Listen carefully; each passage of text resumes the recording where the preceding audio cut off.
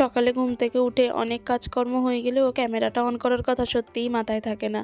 আজকে রান্না হবে পেঁপে আলু দিয়ে ডিমের ঝোল। তাই এদিকে দেখো মা পেঁয়াজ আর পেঁপেটা ভাজা বসিয়ে দিয়েছে। আমি এদিকে ঝটপট করে এখন 10টা ডিম ছুলে দেব।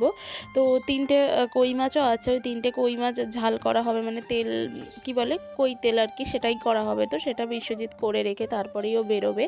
আর আমাদের সবার জন্য হবে ডিমের ঝোল। জানো তো কই মাছটা খেতে আমি একদমই ভালোবাসি না। ছোটোবেলায় আমার দাদা একসাথে 35-40টা করে কই মাছ ধরতো এই বর্ষাকালে।